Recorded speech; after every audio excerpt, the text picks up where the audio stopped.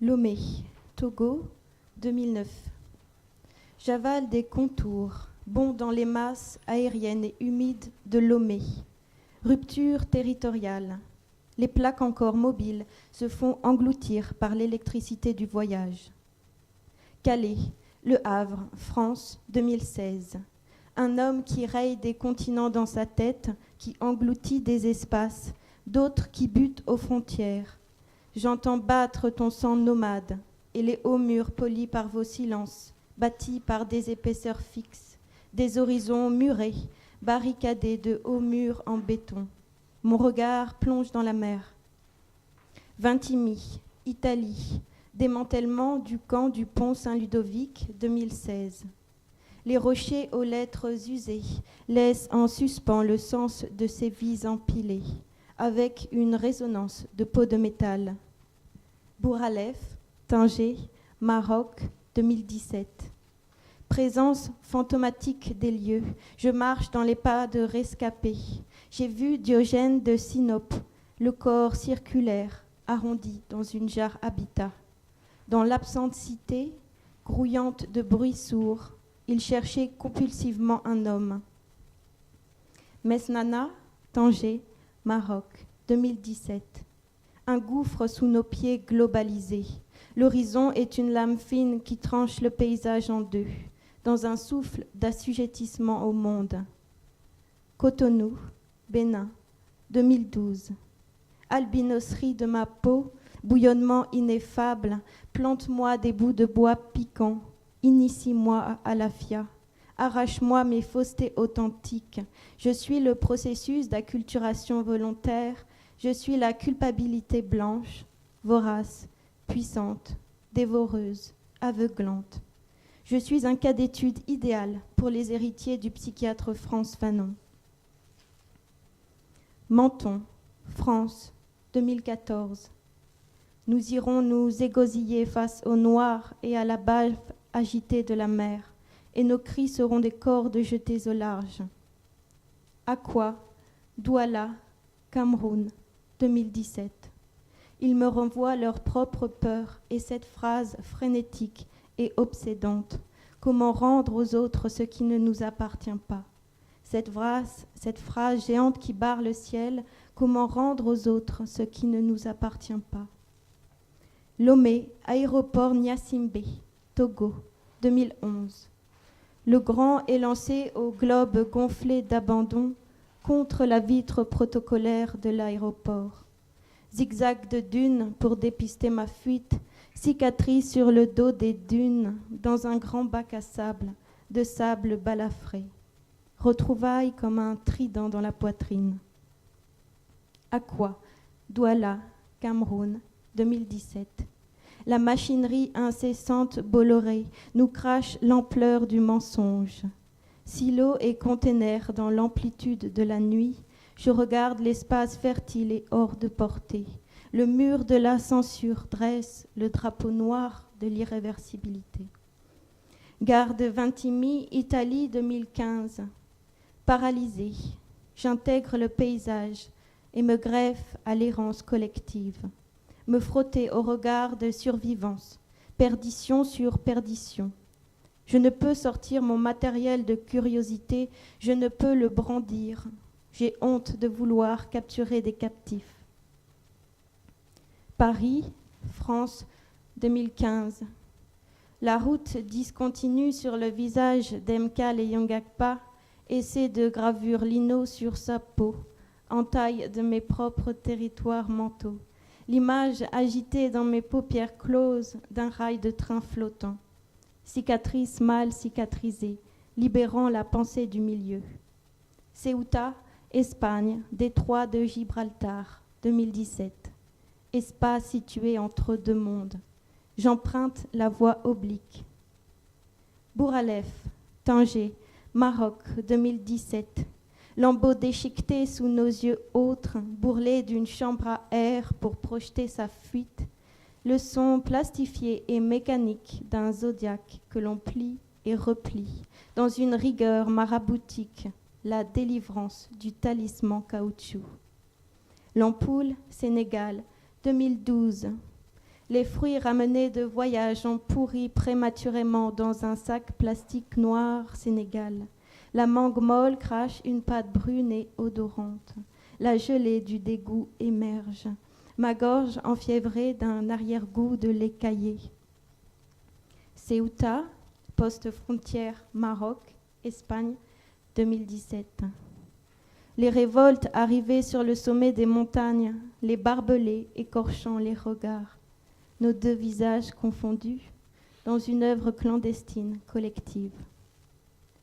Nice, France, 2013. Ce matin, je me sens déchargée de mes voyages, un poids inerte n'ayant jamais bougé. Le continent sur la tête d'oreiller auréolé, ma bouche et ses os produisent des territoires nouveaux.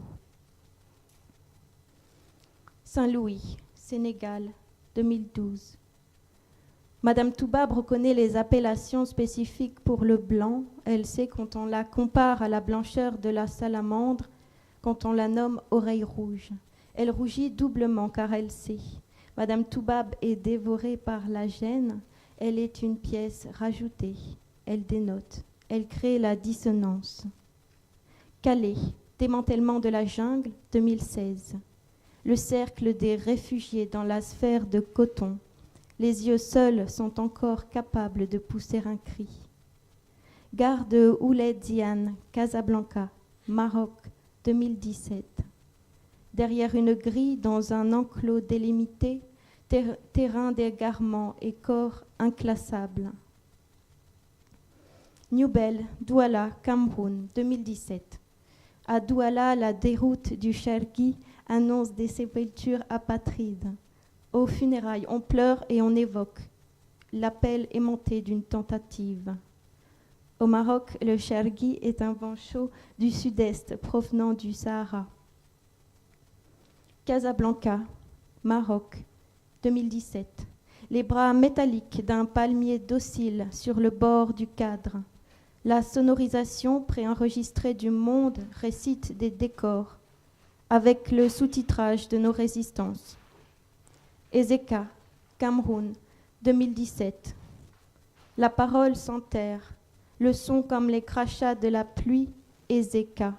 Un bar inébranlable arbore sur des planches de bois un triomphant, dansé jusqu'au sommet du monde.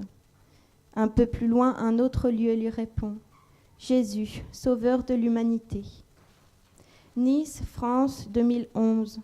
Colon contre colon. En même temps que j'examinais et prenais conscience de l'ampleur du passé colonial français, mon propre colon, contaminé par une bactérie expansive, doubla de volume, tous deux gonflés de suprématie. Casablanca, Maroc, 2017. Je lance ma révolte valide, la tête fracassée de bruit. La nuit dépouillée sur ses plumes de volaille, sacrifice inavoué sur ma couche. Témoin du verbe qui guérit et de la robotique aliénante des djinns colonisant les corps. La résonance de nos cris mentaux dans un paysage vide d'hommes. La parole y enfonce les portes. Ezeka, Cameroun, 2017. Des crabes noirs sur lit de sang. L'animal balbutie, la conscience ouverte. Murmure essaimé dans le feuillage des forêts. Sortie du vert intense. Nice, France, 2012. Perforation du ciel comme un éclat extraterrestre dans la nuit noire. Le correcteur automatique m'invente une langue inconnue. La peau de lait me quitte, mer noire et ciel de coton. Je compte mes performances en apnée, au battement de ma machine. Fumban, Cameroun, 2017. Fiançailles des regards dans un tête-à-tête avec un masque de justice Bamoun. La chair devient bois, des substituts d'hommes émergent en mille collines. Les artisans automates diffusent une rythmique de cliquetis d'outils. Ces masques comblent les volumes. Je suis les courbes, fumées de mots clairs et lignes obscurcies.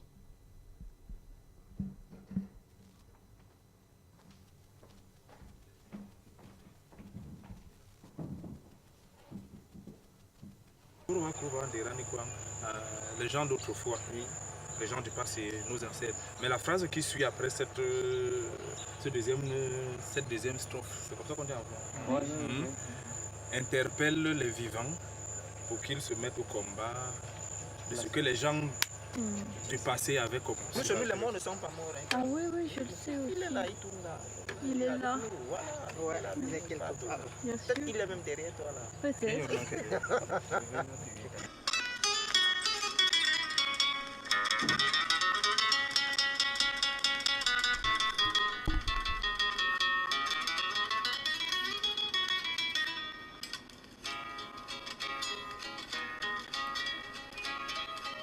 Amon balonye siramao.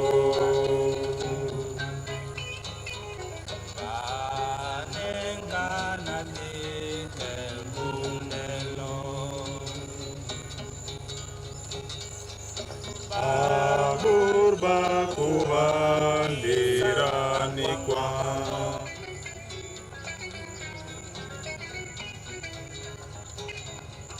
Abon balonye siramao. Abur bakubandira nikwa.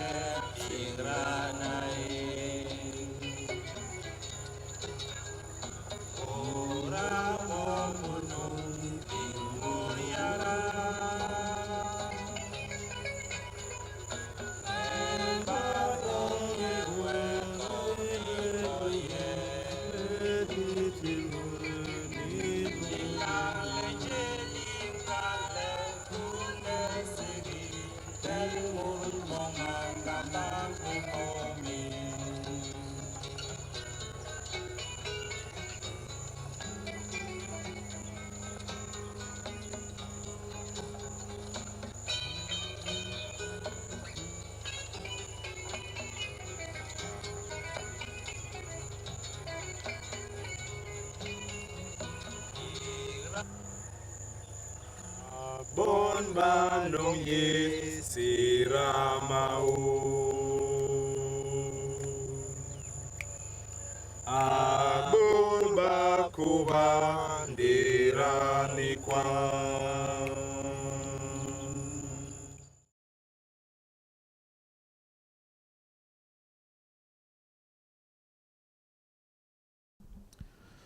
Nous sommes dans notre corps et nous pouvons le quitter. Le corps occupe un lieu dans l'espace. Il est lui-même un espace qui possède ses enveloppes, la peau, le halo sonore de sa voix, l'aura de sa respiration. Ce corps physique, matériel, peut être touché, senti, contemplé. Il est cette chose que les autres voient, scrutent dans leurs désirs. Ils s'usent avec le temps. Le corps est le lieu des sensations. S'éprouver soi-même constitue la vie, l'origine de l'expérience, la temporalité vécue. Nous sommes dans notre corps et nous ne pouvons le quitter.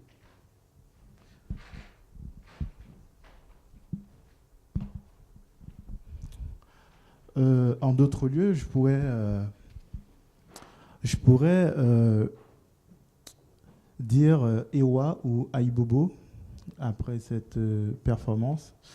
Mais ici, par rapport à l'invitation, déjà que je remercie Caroline et toute l'équipe organisatrice de cette session de travail. Et j'ai bien aimé le titre quand on m'a proposé d'intervenir. J'ai regardé Moving Frontier. Et je pense comme le poète James Noel que à l'heure actuelle, en fait, il faut une migration. Mais il s'agit d'une migration de tous les murs. Et je voudrais commencer par ce point-là, ce point de la migration comme prise en charge par ton travail artistique, qui est prise en charge par son travail artistique. C'est-à-dire que je sais que tu aimes bien travailler, expliquer le processus dans le sens où tu parles de ce parcours comme faisant partie aussi un peu de l'expérience que tu es en train de faire. Et pour moi, c'est une mise à l'épreuve aussi du corps, et j'aimerais bien que tu nous parles un peu de comment tu la vis, cette expérience de migration corporelle.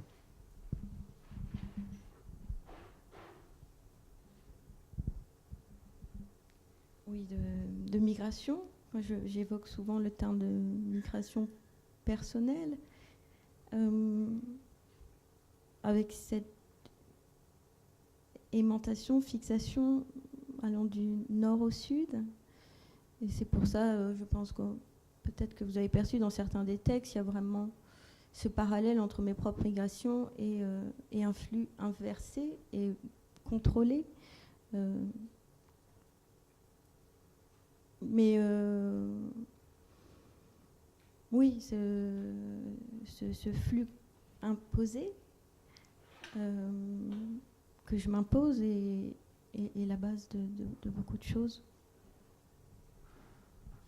Oui, ça me fait penser à une discussion qu'on a déjà eue sur cette question où moi je parlais dans mon travail plastique comment je théorisais et comment je développais une conception liée à la performance qui part aussi de cette dynamique corporelle qui est systématiquement mise à l'épreuve et que moi je le vis en tant que tel comme un acte de résistance par rapport avec des milieux où je déplace et des milieux que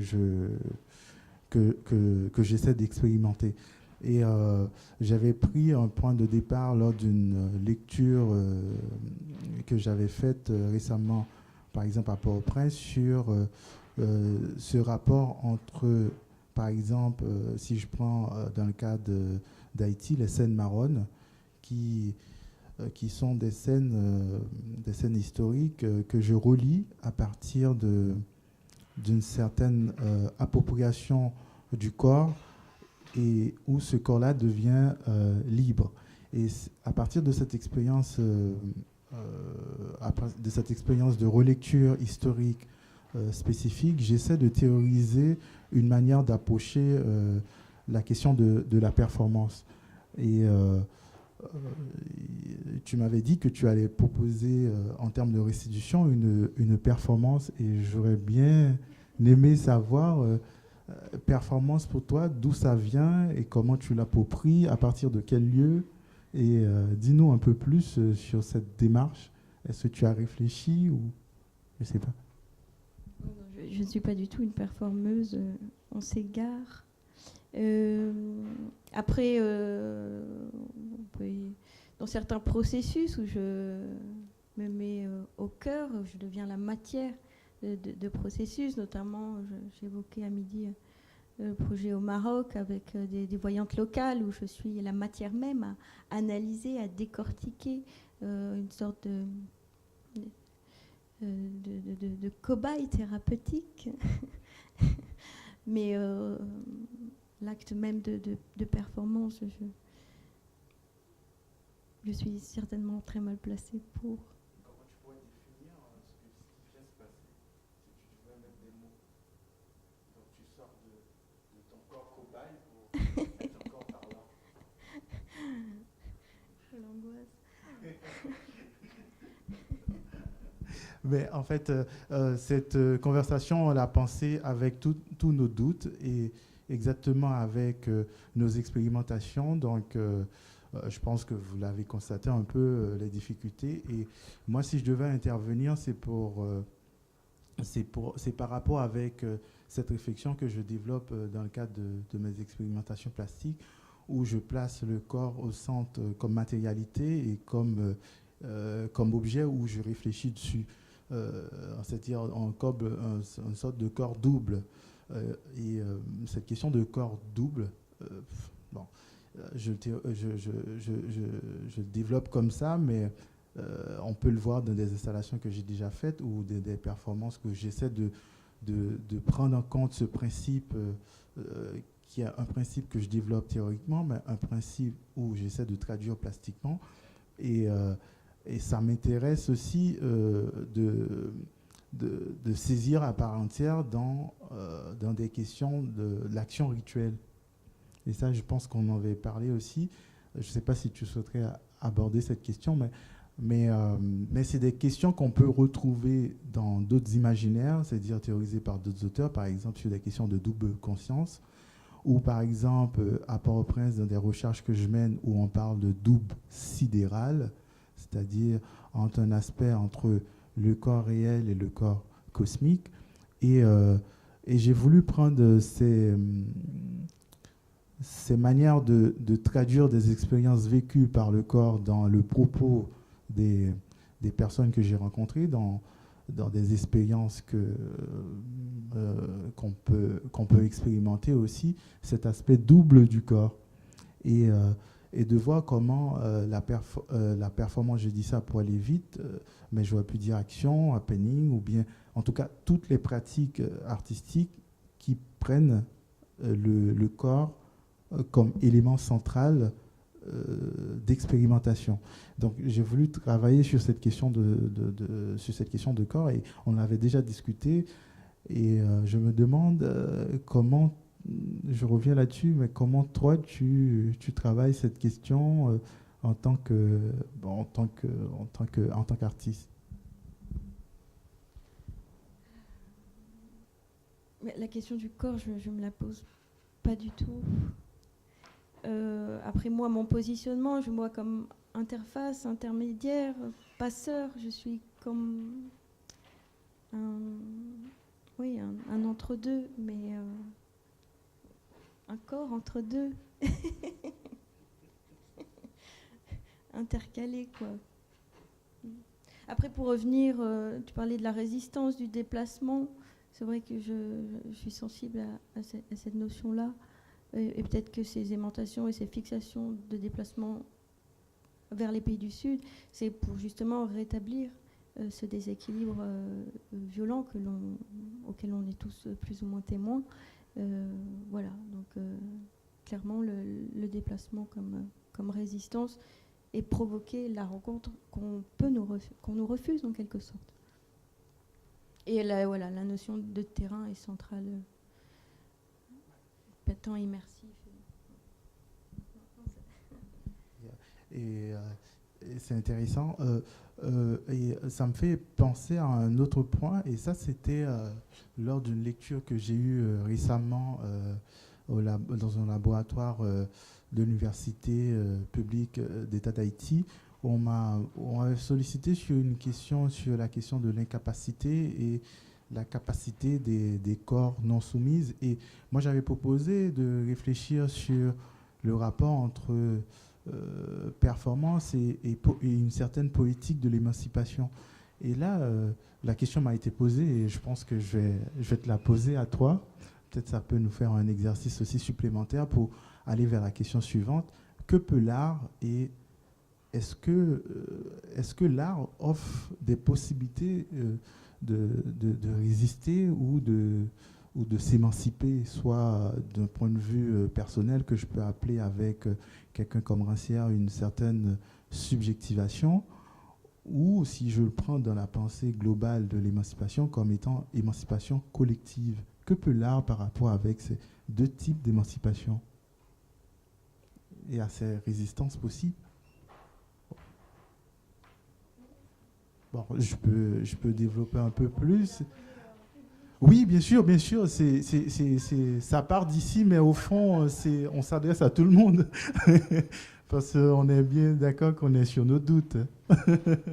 Ben, donc, du coup, c'est un peu à partir de là que nous, on avait pensé qu'on pouvait ouvrir la discussion sur ce que vient de proposer Caroline et sur mes propres tâtonnements et mes propres expérimentations plastiques et théoriques.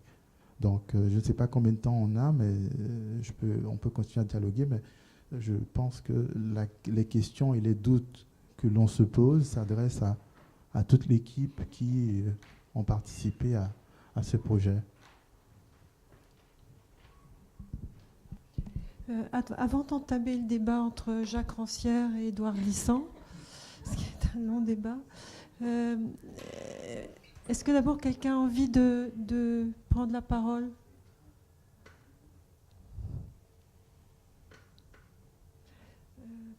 Alors, avant donc pendant que les gens réfléchissent, moi je voudrais quand même que tu expliques deux petites choses, parce qu'il y a des gens dans la salle qui n'ont pas vu l'œuvre. Donc, la tombe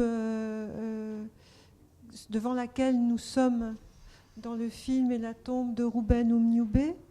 Donc, peut-être tu peux en dire un mot. Autre question, c'est cette expression très énigmatique que tu as, qui est intéressante, où tu parles de cette envie, ce besoin d'aller vers le sud.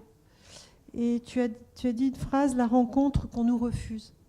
Donc j'aimerais que tu nous parles de la rencontre qu'on nous refuse. Qu'est-ce que ça veut vraiment dire pour toi ?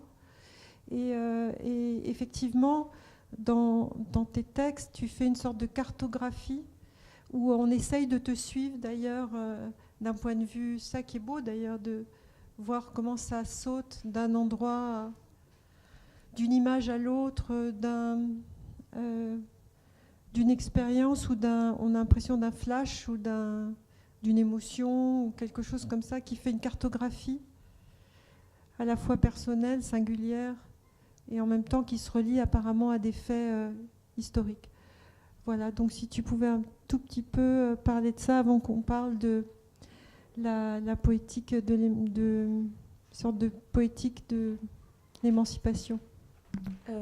Oui, pour parler des recherches à Douala, c'était du tâtonnement. Il y a eu pas mal de déplacements intra-Cameroun aussi, pour moi nécessaires, notamment à l'ouest et dans la région Bassa.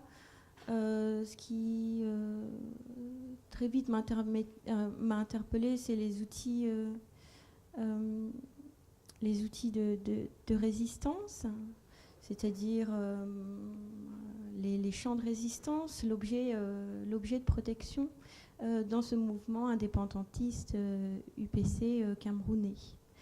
Donc j'ai essayé de confirmer les pistes de départ nourries au travers de lectures, certaines historiques et d'autres plus romancées, mais qui découlent d'études de terrain. J'ai été beaucoup portée par le texte de Max Lob, Avant de partir, Confidence, où on suivait cette protagoniste Malinka, une femme bassa, et ça aussi, ça m'a aidée pour réaliser ces temps immersifs dans ces zones en question. Donc la pièce s'intitule Bac, ça reprend c'est du bassa, on a une bassa dans la salle, je ne veux pas dire de bêtises, mais c'est un rituel donc Bassa qui permet de créer un pont, de créer une harmonie entre les vivants et les morts, et notamment, en l'occurrence, qui a été réalisé sur la tombe de Slider ou Mnyambe, puisque ce rituel était d'autant plus nécessaire puisqu'il avait subi une mort d'une extrême violence. Il a été décapité par l'administration coloniale française. Donc c'est quelque chose qu'il réactive annuellement, je crois. Et donc là, on voit des journalistes, des locaux des ECA qui ont accepté de réactiver ce chant-là, qu'ils découvraient. On les entend décrypter les paroles au démarrage sur le plan de la gerbe de fleurs.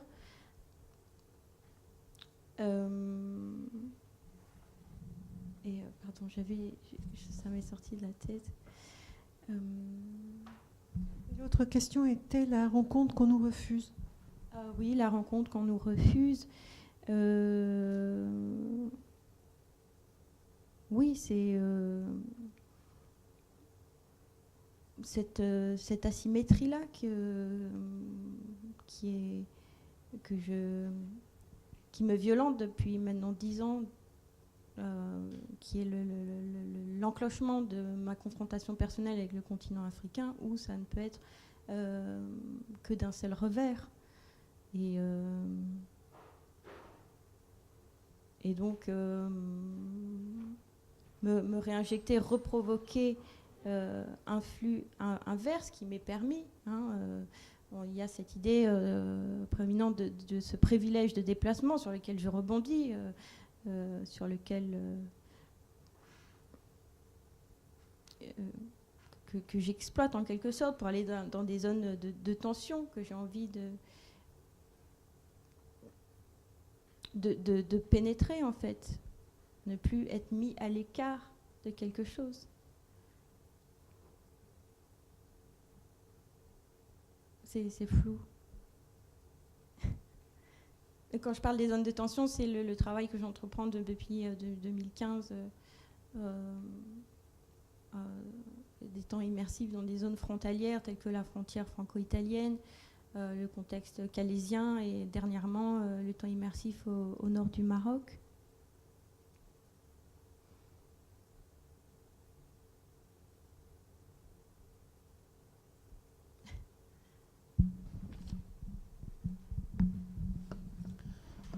Merci. J'ai écouté attentivement votre lecture et il en ressort de cette lecture qu'il y a des va-et-vient, c'est-à-dire des déplacements. Et vous avez dit que ces déplacements se situent dans des zones de résistance. C'est ce que vous avez dit. Ça veut dire les déplacements que vous faites, les va-et-vient, Cameroun, Italie et autres, c'est beaucoup plus sur des lieux de résistance. Non, pas tant. C'est le déplacement en lui-même dans des zones parfois sous tension. Sous tension, voilà. Mais je voulais savoir, parce que là vous partez de l'Afrique, l'Europe et autres, je voudrais savoir quelles sont les similitudes et puis les divergences dans ces modes de comment dirais-je, de tension, de résistance. Je sais pas, là c'est vraiment une parole éclatée qui découle de carnets de route, avec une parole brute, écrite sur le terrain, et puis une parole plus réflexive d'analyse, de retour, quelque chose de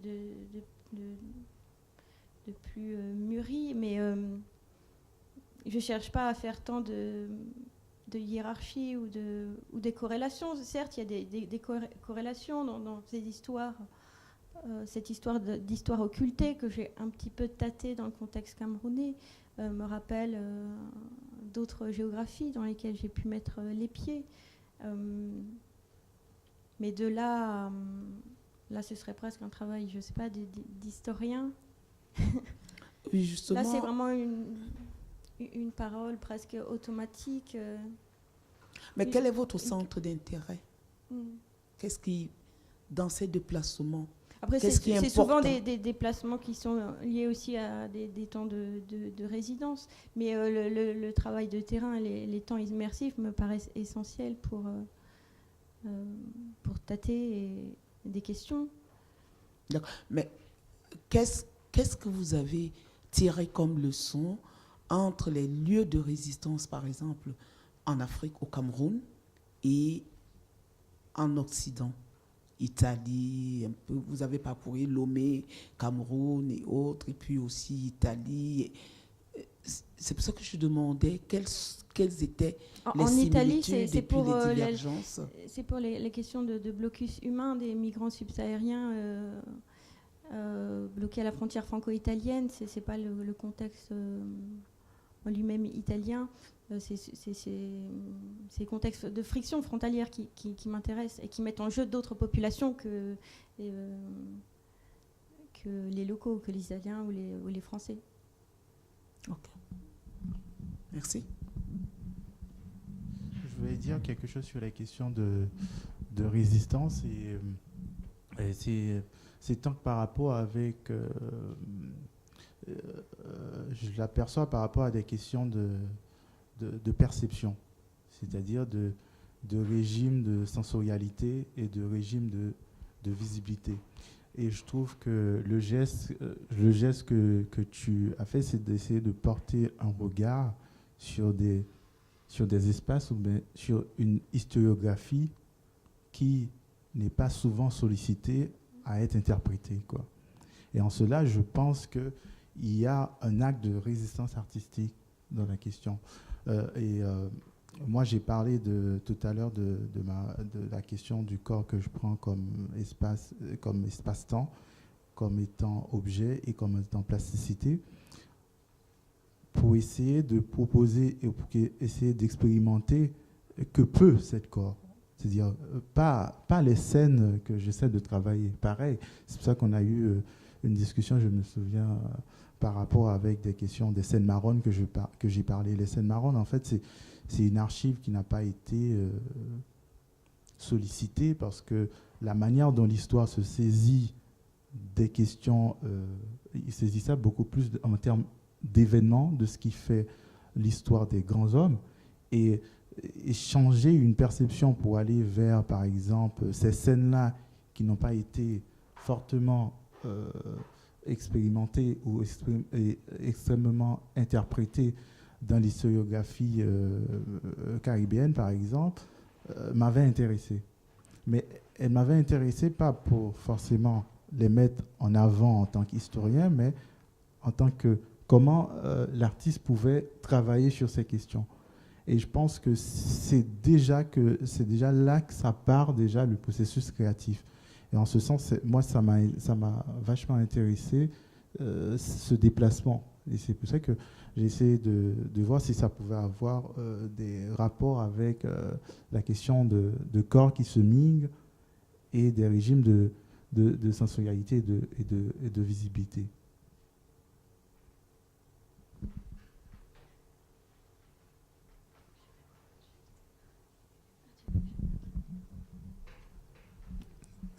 Ok. Alors, je m'excuse à l'avance. Il y a quelque chose que je comprends pas vraiment. Il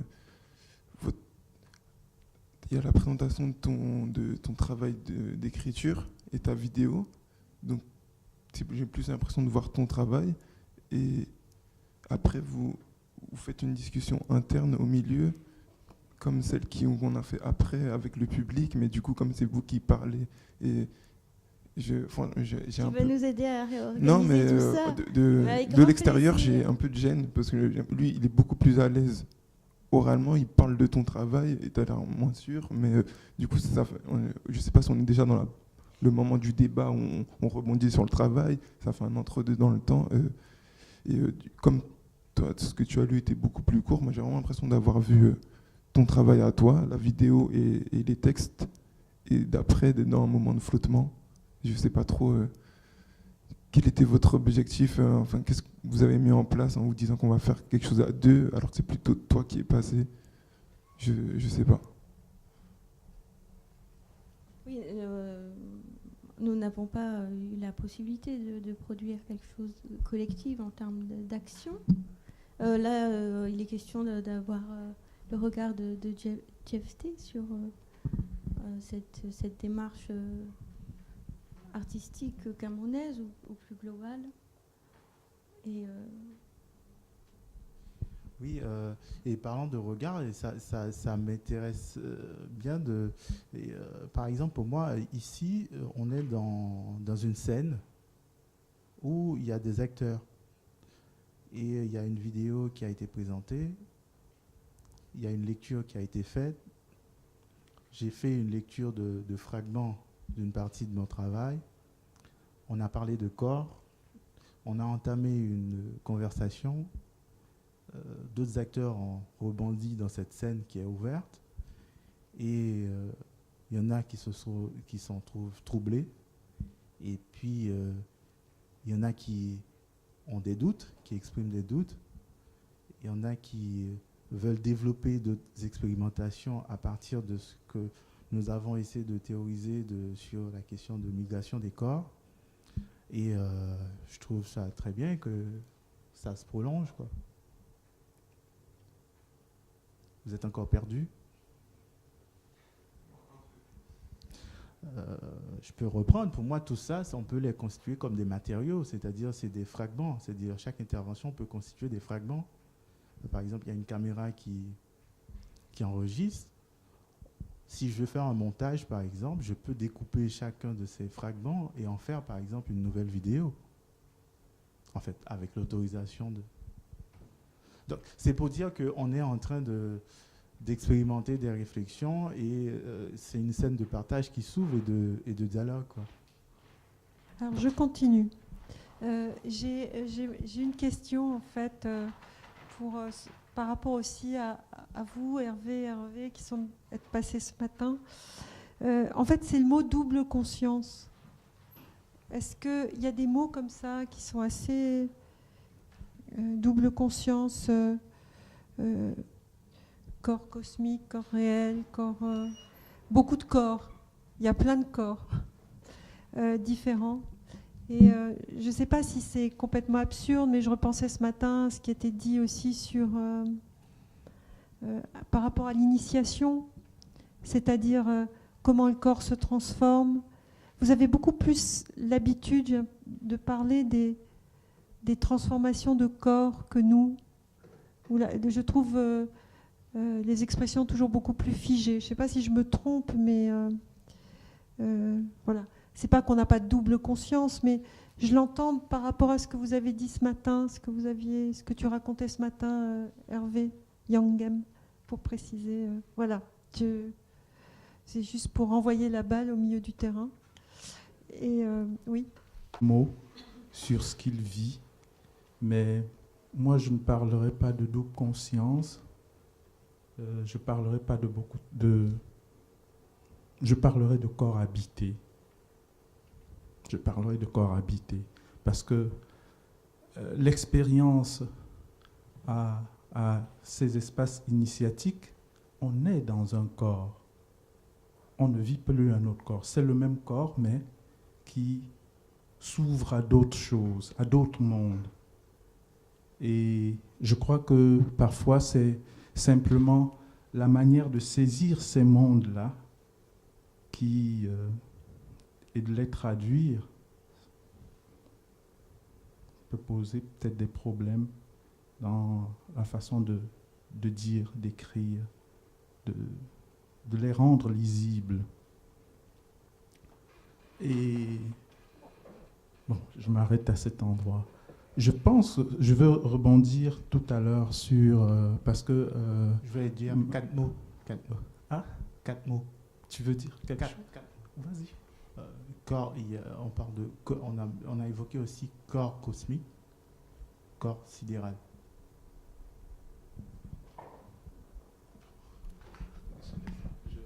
Mais juste vraiment à propos de corps et d'initiation et d'initialisation. Mon ami Thomas Tuge me raconte l'anecdote suivante. Dans un bar à Bafang, c'est la ville où il vit dans l'Ouest, 2 initiés sont en train de partager une bière, enfin de passer un moment ensemble. Et puis survient je ne sais pas trop quoi. Et puis il y en a un qui dit à l'autre, est-ce que tu veux que je te montre ce que je suis? L'autre dit, essaye toujours. Et donc l'un et l'autre se menacent ou rivalisent en disant, moi je vais te montrer que je suis une panthère, et moi je vais te montrer que je suis un gorille. Ça veut dire que,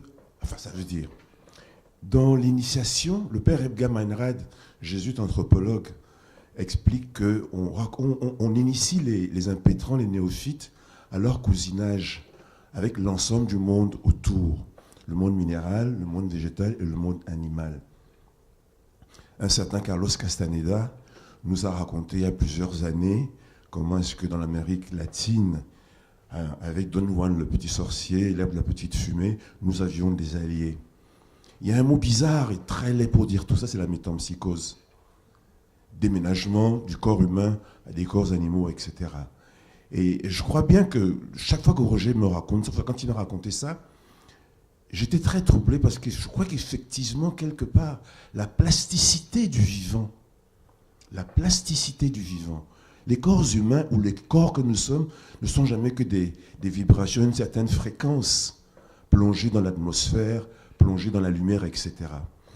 Et pourquoi est-ce qu'on n'imaginerait pas qu'effectivement, en termes d'initialisation, certains de ces thaumaturges soient effectivement capables.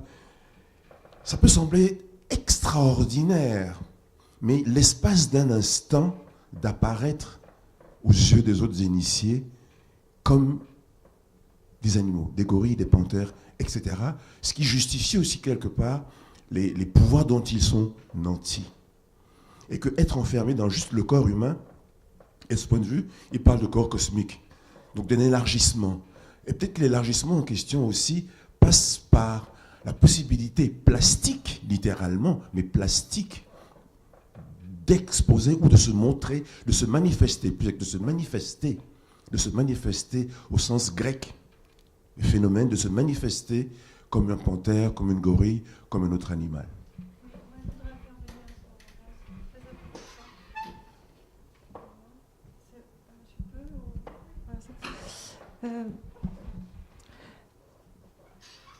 Je trouve que ce que tu viens de dire me permet de rebondir à ce que vous avez dit. Parce qu'en fait, tu vois, là, c'est ça toujours l'espèce d'énorme gap, différence, intérêt, fascination, quand je vous parle. C'est la façon dont les mots ne sont pas utilisés de la même façon dans ma culture.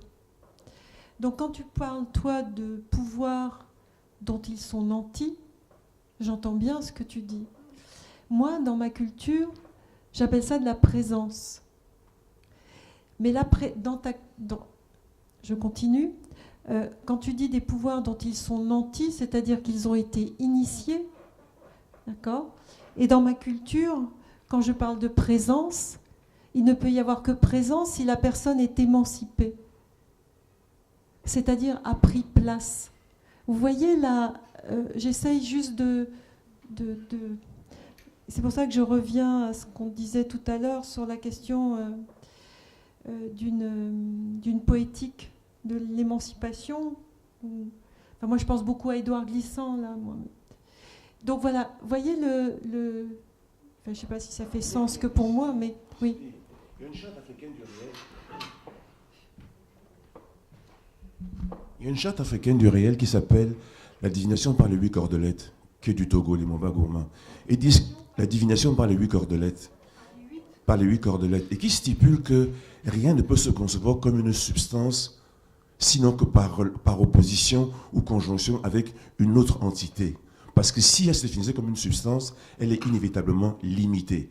Donc l'illimitation est, de ce point de vue, en tout cas, de la plupart des chartes africaines du réel, l'illimitation est la possibilité de s'émanciper, justement, donc de s'ouvrir, de s'émanciper du corps humain dans lequel nous sommes littéralement enfermés. En tout cas, je pense ici à cette finitude qui borde tout l'espace de la pensée occidentale, de s'émanciper de ce corps humain pour entrer dans d'autres univers, d'autres mondes, d'autres perceptions.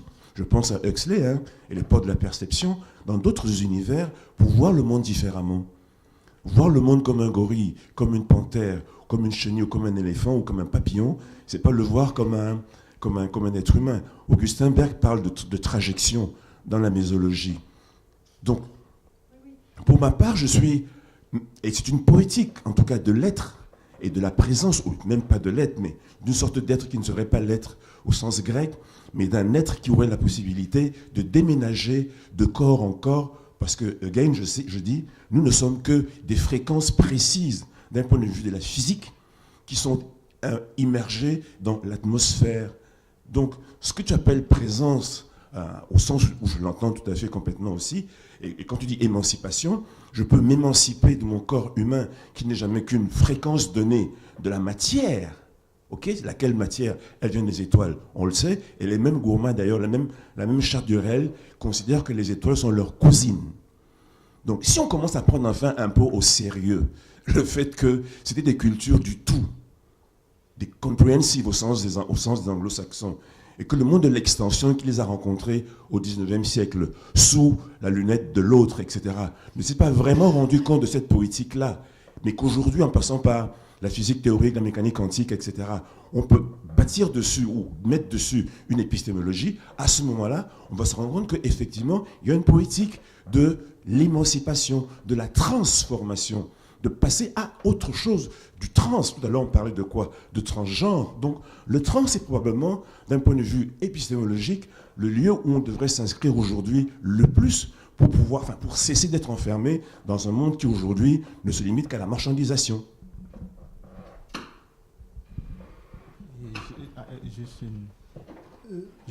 J'aimerais dire une petite chose dans ce sens, si je peux. Ah non, bien sûr. Okay. C'est juste un petit point aussi par rapport avec la musique. Je me demandais, est-ce que c'était du Petro ou du Rada? Ah. Le style musical. Oui.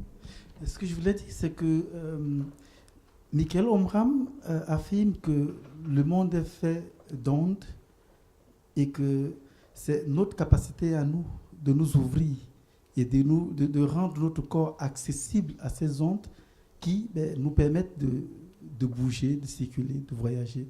Et c'est à peu près de ça qu'il s'agit dans le cadre de... donc il faut juste être perméable, mais être perméable pour être perméable, il faut bien entendu avoir la capacité de s'ouvrir. Et s'ouvrir, il y a un certain nombre de choses, d'actes qu'il faut poser pour s'ouvrir véritablement. C'est là l'endroit parfois du rituel, l'endroit d'une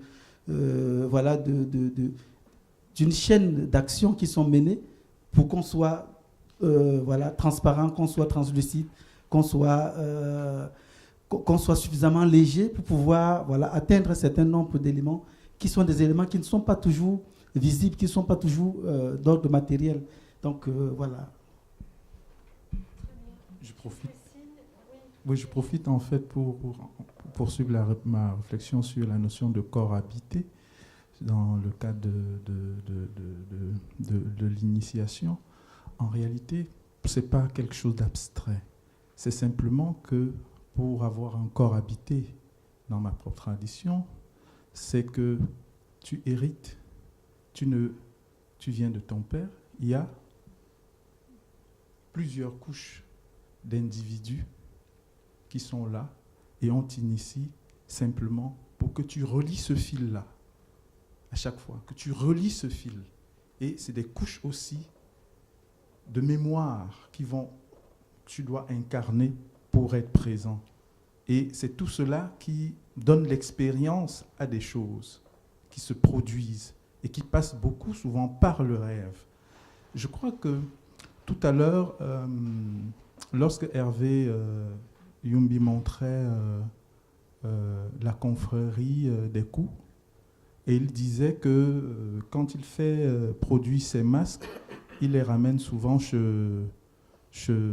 le dernier, la dernière personne qui habille, en tout cas, qui met des fils, des tresses qui sont faits de cheveux humains. Et en réalité, tous ces cheveux humains montrent la totalité des êtres qui viennent habiter le masque lorsqu'il est en train de sortir. Parce que c'est au nom de la totalité des êtres qu'on doit rétablir l'ordre qui est perturbé. Donc, c'est toutes ces énergies-là convoquées qui donnent de la présence, qui font de quelqu'un ou bien du porteur de masque un corps habité. Voilà. Un peu. Je voulais, au même moment, parce que concernant l'intervention de Caroline tout à l'heure, il y a Madame la directrice qui a posé une question extrêmement intéressante que je trouve que je vais poser à Caroline, qui est en fait l'espace de déplacement. Quand tu reviens ici en France, après le Cameroun ou le Maroc, comment vois-tu les choses? Où sont les lieux de divergence? Où sont les lieux de convergence? Je trouve que, est-ce que quand tu te déplaces, tu es la même personne?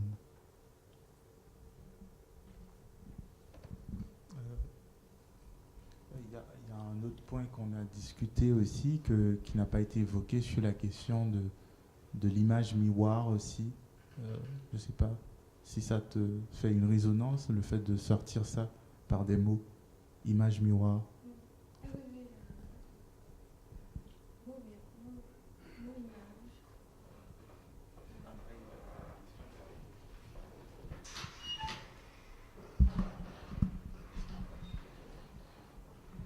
Il attend que tu répondes à sa question, je crois.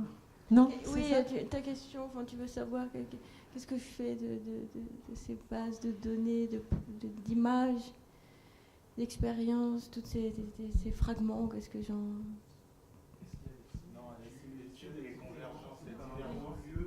Similitude ou convergence, il te demandait s'il y a des similitudes ou des convergences ou des retours.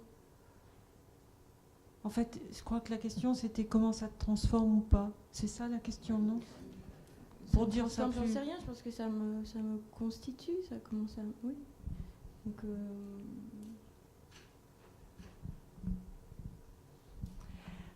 Moi, je propose qu'on en reste là.